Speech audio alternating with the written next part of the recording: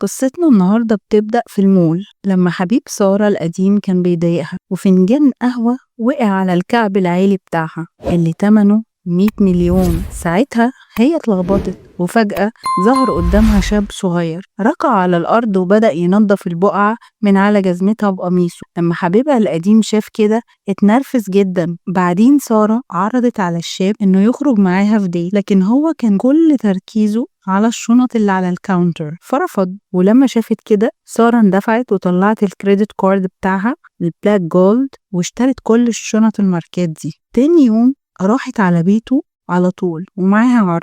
أهلها اتصدموا واستغربوا ليه بنتهم بقت جدية قوي كده. الحقيقة إن البنت دي سارة كانت وريثة الإمبراطورية تجارية كبيرة جدا، لكن بعد طلاق أهلها أخوها من الأم بقى منافس كبير ليها على الميراث. ودلوقتي سارة كانت شاكة إن أخوها من الأم داخل في علاقة مع ممثلة، وأثناء ما كانت بتتحقق من ده ظهر شاب غريب، ولما سارة رفضت مساعدته قال لها حاجة ما قدرتش ترفضها. المسكينة سارة لقت نفسها مضطرة تطبق ملايات معاه، ومع الوقت المسافة بينهم بدأت تقرب وسارة ما بقتش قادرة تركز في تحقيقها. واتكشف إن اسم الشاب ده هو يان هاو، والممثلة دي كانت عاملة فخ لسارة عشان توقف. وفي يوم سارة راحت كافيه وهناك كل البنات العزبات كانوا بيبصوا على شاب واحد بس، ولما بصت لقيته إنه هو يان هو اللي كان شغال باريستا. في الأول طنشت، لكن لما اتخصم لها مرتين من الحساب وكمان رسم لها قلب على الكوباية ابتسمت. ومن اليوم ده بقى كل ما سارة تروح مكان تلاقي ينهو ظاهر قدامها. حتى في المول ظهر قدامها بهدوء واداها وردة حمراء. سارة اتلخبطت وفضلت تفكر هو ده أسلوب مغازلة جديد ولا إيه؟ بعد كام يوم وهي شغالة في مكتبها حصل دوشة بره. دخل ولد توصيل من غير إذن السكرتيرة. سارة اتنرفزت شوية، بس الولد أصر إنه يدي جواب للمستلم الأصلي بس، وكمان طلب يشوف بطاقة. سارة متضايقة. سارة رمت الاي دي على الترابيزة، لكن في اللحظة اللي بعدها اكتشفت إن الولد ده ما كانش غير يانهو نفسه. دلوقتي بقت متأكدة إن في حاجة وراه، بس الغلبان يانهو كان بيتفهم غلط. حلمه إنه يبقى كاهن في يوم من الأيام، وعشان يحقق حلمه ده كان شغال كذا شغلانة. لكن قصة سارة ويانهو ما خلصتش هنا. وفي يوم حضرت اجتماع للمساهمين في الشركة. هناك حست إن موهبتها أخيرا ابتدت تتشاف، لكن رجال الأعمال الكبار كانوا بيقولوا نكت سخيفة بدل ما يعترفوا بموهبتها. ولما سمعت الكلام ده سارة حست إنها اتجرحت بعمق، بس ما قدرتش تواجه المساهمين في لحظة غضبها. هي بدأت تفضفض عن مشاعرها وهي بتغسل عربيتها، وساعتها شافت يانهو هناك. قال لها إنه هيدفع فلوس غسيل العربية، بس في المقابل كل اللي طلبوا منها هو قهوة. سارة وافقت تشتري له قهوة، لكن لما قعدوا في الكافيه سارة طلبت ستيك لنفسها، لكن يانهو قعد يتفرج بس. سارة حست بالذنب شوية بس ما شاركتش مشاعرها معاه. بدل كده سألته ليه كل شوية بتقابله في كل مكان وفي أي مكان بتروحه؟ الصدفة دي ممكن تبان غريبة لأي حد، لكن الحقيقة إن حلم ينهو الحقيقي كان إنه يبقى كاهن، وده شبه إنه يبقى راهب منعزل. أمه ما وافقتش على ده خالص وحصلت خناقة كبيرة بينهم، وفي الآخر ينهو ساب البيت وقرر يشتغل بجد علشان يأمن مستقبل عيلته ماديا. في يوم من ناحية تانية رغم إن سارة مليارديرة لكنها كانت مهملة جدا في حياتها. القصر الفاخر بتاعها كان متحول لفوضى كاملة. في يوم لما شافت البيت متبهدل للدرجة دي كلمت خدمة التنظيف فورا وطلبت يبعتولها 10 عمال نظافة، لكن لما المنظف وصل سارة اتصدمت. الشركة بعتت واحد بس وكان قوي جدا، والراجل ده ما كانش غير يانهو. بس يانهو ما كانش يعرف ان البيت المبهدل ده كان في الاصل بيت سارة. واول ما شاف الأوضة قال في نفسه دلوقتي فهمت ليه العميل طلب منظف قوي، وبدأ يشتغل. سارة انبهرت بمهاراته في الترتيب والتنظيم، وبعد ما خلص كل حاجة وبقت مثالية وهو خارج لاحظ ان النجفة الكبيرة في البيت مكسورة.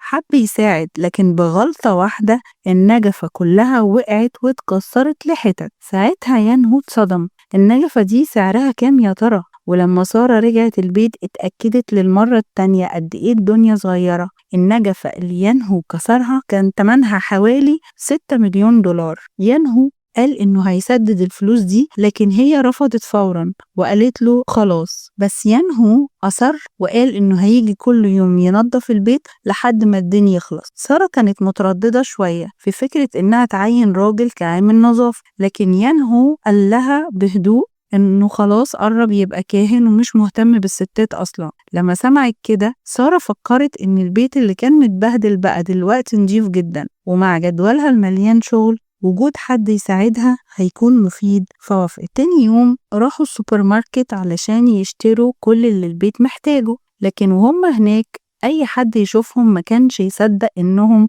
مديرة وموظف، كانوا باينين زي الكب. بس بعد شوية يانهو اتوقف من زملائه القدام، وهنا سارة بدأت تلاحظ كمية الشغلانات المختلفة اللي الراجل ده اشتغلها، لأن كل مكان يروحوه في حد يعرفه. والهادية سارة اللي ما كانتش بتهتم بالحاجات دي دلوقتي بقت فضولية جدا. في اليوم ده كان في اجتماع أعمال كبير، شوية مساهمين كبار في السن ابتدوا بنفس الكلام القديم وقالوا إن الستات اتخلقوا بس علشان يبقوا شكلهم حلو ومش مناسبين للقيادة. سارة حاولت تسيطر على غضبها، لكن لما شافت إنهم مش عايزين حتى يسيبوها تقدم مشاريب لمجرد إنها ست اتوجعت أكتر وخرجت من الاجتماع. المساهمين دول شكلهم نسيوا إن سارة عندها أخ من الأم اسمه زو، ورغم إنهم دايما بيتخانقوا لكن لما حد بيهين سارة زو كان بيرد فورا. تاني يوم هو بنفسه حذر المساهمين وقال لهم بشكل مباشر لو عايزين تفضلوا تشتغلوا في الشركة لازم تحترموا سارة وإلا الباب مفتوح. وده ما كانش كفاية، في نفس الليلة زو دخل اجتماع تاني للمساهمين ووجه لهم تحذير علني تاني، لو أي حد ضايق سارة أو حاول يخليها تقدم مشاريب لمجرد إنها ست الموضوع مش هيكون كويس بالنسبة له. وبعد ما قال كده مشي بالأسلوب المعتاد المليان ثقة وكاريزما. ولما سارة رجعت البيت اليوم ده كانت مرهقة جدا لدرجة إنها ما كانتش قادرة حتى تشيل الميك اب، لكن مدير البيت الوسيم والذكي بتاعها يانهو دخل على طول في وضع المساعدة. فجأة جرس الباب رن، كان زو، وأول ما شافت أخوها سارة اتوترت جدا وطلبت من يانهو يستخبى فورا، لأنها عارفة إنه لو عرف إن عندها راجل شغال كمدير بيت عمره ما هيصدق. يانهو استخبى في الأوضة ومعاه كلب صغير، لكن فجأة اتسمع نباح عالي. زو فهم كل حاجة لكنه بهزار قال إنه محتاج يدخل يتأكد بنفسه. سارة رفضت بعصبية، ولما شاف توترها زو ابتسم ومشي. بعد ما مشي يانهو خرج بهدوء واعتذر لسارة واداها علبة حلويات جميلة كهدية. ومن اليوم ده البيت اللي كان فاضي وبائس بقى مليان حياة بفضل يانهو. هو ما كانش بيرتب بيت سارة بس بشكل مثالي، لكن كمان بدأ يهتم بحياتها اليومية. سارة كانت بتحكي له عن كل إحباطاتها في الشغل من غير أي تردد، لكن في يوم سارة بدأت تشك، يا ترى يانهو عنده نية تانية؟ ولما سألته بشكل مباشر يانهو رد من غير ما يتردد، أيوة أنا عايز فلوس. الحقيقة إن يانهو كان متطوع في الكنيسة وحلمه إنه يلهم سارة عشان تساعد الفقراء. لما سمعت كده سارة ضحكت وقالت لو عايزني أتبرع لازم تديني واحدة من ابتساماتك، أنا بحب ابتسامتك. على طول ابتسم ابتسامة لطيفة. في اللحظة دي قلب سارة ده. تاني يوم اتعمل تبرع بقيمة 100 مليون للكنيسة. معلم يانهو انبهر وقال له إن ابتسامته هدية مميزة ولازم يستخدمها بحكمة. ومن وقتها يانهو كان من وقت للتاني يوري سارة ابتسامته الساحرة، وكل مرة تحصل كده الكنيسة كانت بيجيلها تبرعات جديدة. التبرعات في الأول كانت مجرد مواد غذائية، لكن بعد كده اتوسعت وبقت لابتوبات وموبايلات ذكية. من خلال العملية دي أكبر تغيير حصل كان في سارة نفسها. الست الباردة اللي كانت مشاعرها متجمدة واحدة واحدة اتغيرت وبقت بنت مرحة ولطيفة. ورغم إن شخصيتها القوية اللي شبه الملكة فضلت زي ما هي، إلا إنها طورت جواها براءة، والبراءة دي بقت ظاهرة في كل حاجة في حياتها. في يوم الكلب الصغير بتاع يانهو فجأة جري وهرب. سارة ومعاها يانهو جري وراه، ولما وصلوا عند الباب ظهرت ممثلة مشهورة. الجو اتوتر جدا لأنها كانت نفس الممثلة اللي سارة كانت حققت معاها قبل كده بسبب علاقة أخوها زو. العاطفية. ولما الممثلة شافت يان هو عايش في بيت سارة على طول حصل سوء تفاهم. سارة كانت هتتكلم لكن في اللحظة دي يان هو شدها لجوه. سارة اتصدمت لكن بعدها يان هو صدمها صدمة أكبر. قال لها إن النجفة اللي كسرها أصلا ما كانتش غالية للدرجة دي. اداها فلوس وهدايا وقال لها رسميا مع السلامة. سارة كان جواها ألف شعور وشعور لكن ما كانتش عندها حجة توقفه. وساعتها لأول مرة في حياتها سارة اللي عمرها ما عبرت عن مشاعرها قدام أي حد سألت سؤال ما كانش متوقع لواحد أصغر منها ب12 سنة. في عيد ميلادها أبوها بعت لها نبات كانديلا واللي معناه السعادة جاية. سارة حست بدفى بسيط في قلبها. اليوم اللي بعده كان فيه عزومة عائلية. سارة افتكرت إن العزومة دي معمولة علشان عيد ميلادها لكن أول ما شافت الممثلة هناك مودها اتغير جدا واتضح إن الحفلة دي معمولة عشان أخوها زو وحبيبته. ومع ذلك زو طلع هدية واداها لسارة. ده معناه إنه منسيش عيد ميلادها. بعد الحفلة وهي ماشية الممثلة وقفتها ولسه سوء التفاهم بينهم موجود لكن اللي قالته وجع سارة من جوه كأنها كانت لاقية سبب أو مستنية حجة عشان تجرحها. سارة على طول كلمت يان هو لكنه قال لها إنه في الشغل. لما سمعت كده سارة عملت مكالمة تانية ويان هو مهتمش بيها قوي لكن بعدها على طول جات له بنت وقالت له مديرك طلبك. حاول يشرح إنه في الشغل لكن البنت قالت له بشكل مباشر المحل هيقفل النهاردة. يان هو صاحب المحل اتصدموا جدا لما عرفوا إنه مديرة يان هو اشترت المحل. وهم قاعدين على ترابيزة العشاء مع بعض يان هو افتكر إن سارة زعلانة تاني بسبب الرجالة الكبار دول لكن سارة وضحت إن المرة دي السبب كان عيلتها.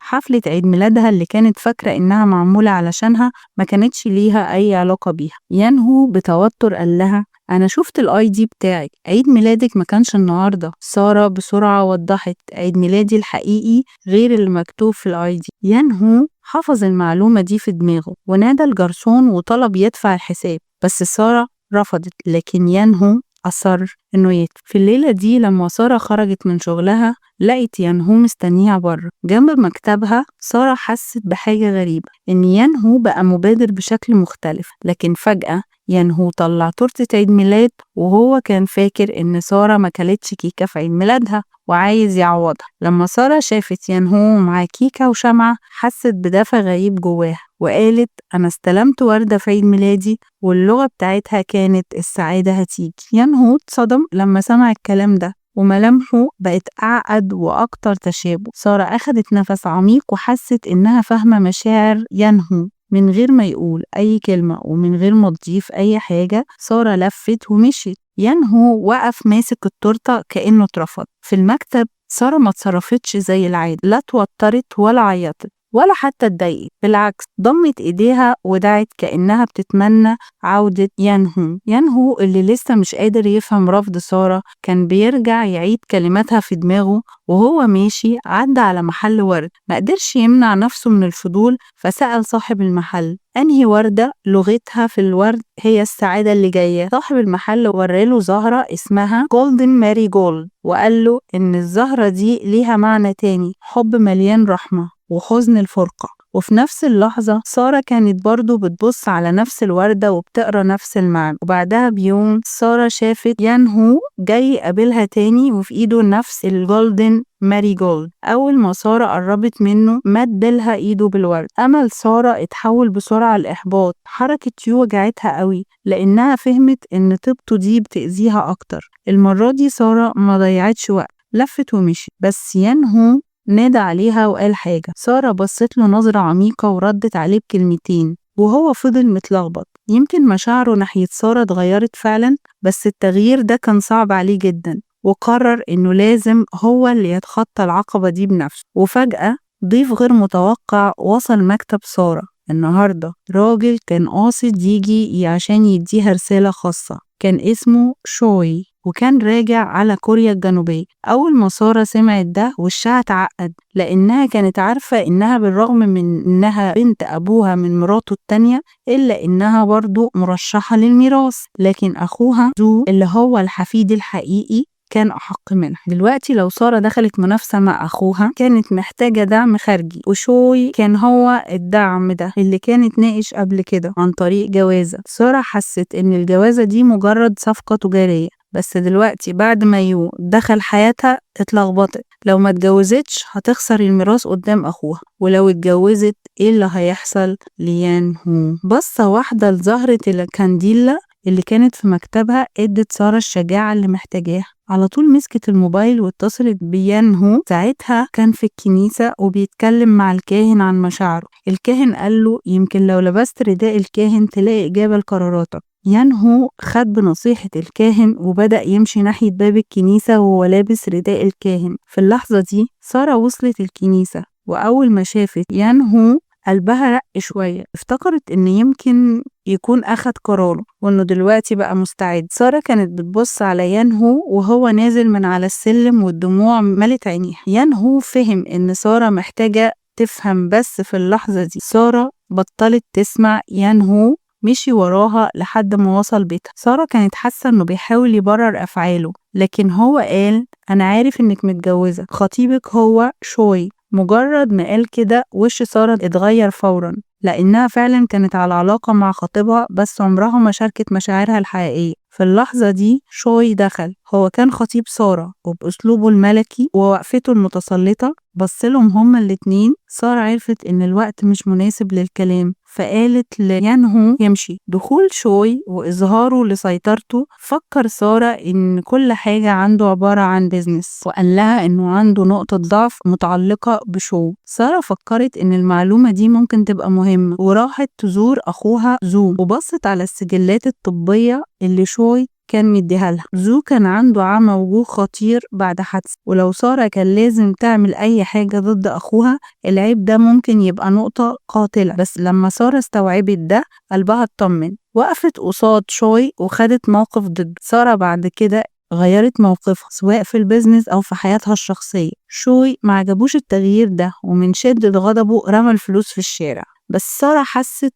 بشوية كره وهي شايفة ده، وفي اللحظة دي قررت تعزم يان هو على ميعاد. لكن لما يان هو شاف شنطة جديدة في محل تجاهل شوية دعوة سارة، لكن سارة طلعت الكارت بتاعها واشترت كل الشنط الغالية. بعدها هما الاتنين راحوا على كشك صغير في الشارع، ومزاج سارة كان لسه متلخبط بس قلبها بدأ يلين شوية، كأن حاجة قديمة وجديدة بتتمزج. عقلها كان فيه حزن بسيط وهي بتفكر إن يان هو دلوقتي بقى كاهن، فعشان كده كانت بتحاول تظهر مشاعرها بشكل عادي جدا. لكن لما يان هو لاحظ تصرفها قال لها مباشرة، وسارة ردت بهدوء أنا ست وحشة ومزيفة وكل اللي عايزاه إننا نفضل أصحاب. يان هو ابتسم ابتسامة بسيطة وسارة فضلت تبص عليه. تاني يوم سارة قالت لكل الناس في حفلة عيلتها عن قرارها. أعلنت قدام كل الناس إنها مش هتتجوز شوي لأنها أصلا ما بتحبوش. أبوها وقف جنبها بكل سعادة ودعم قرارها، وأخوها زو كان عارف من الأول إن قرار سارة مش بس رفض جوازها من شوي،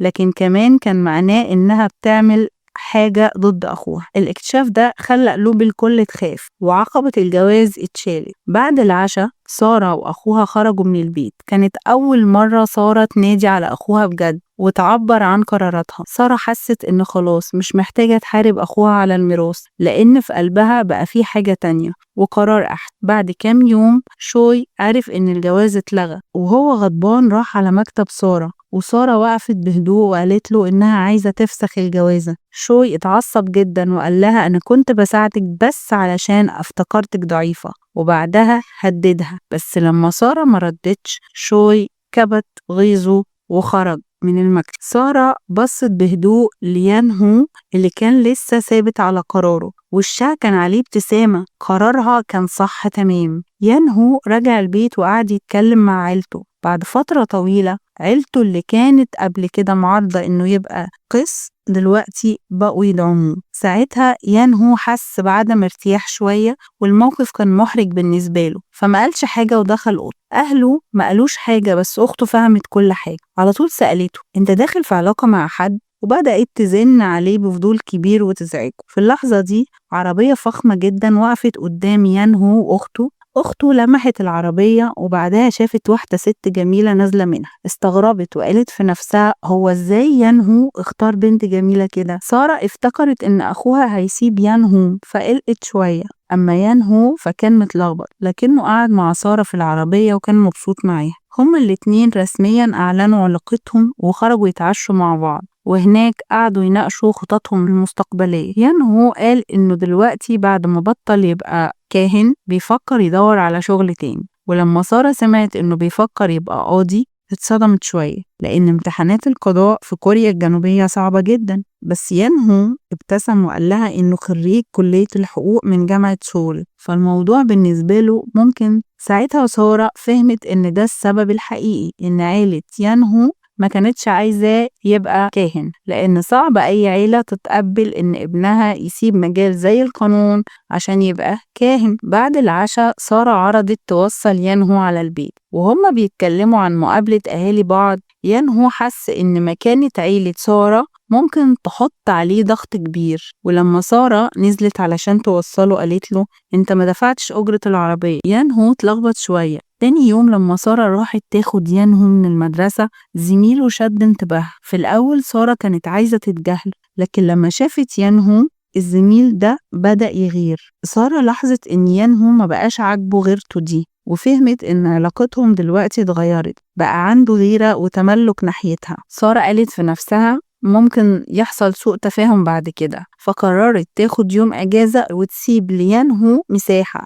وتروح تزور بيته وتتكلم مع أهله. لما راحت بيت ينهو قالت مباشرة لأهله إن لازم يتكلموا عن شغلهم، وده كان هيصدمهم. بس هدف سارة إنها توري ينهو إن علاقتهم ما بقتش مجرد بينهم وبس، دي بقت التزام رسمي. بعد كده حياة سارة وينهو بقت أهدى وأكتر راحة، وبقوا يحلوا الضغوط بين العيلتين الأول قبل ما يحلوها بين نفسهم، وبدأوا يقضوا وقت مع بعض في عالمهم الخاص، وبقوا دلوقتي مش خايفين من أي حاجة. ومع ده القصة دي بتنتهي.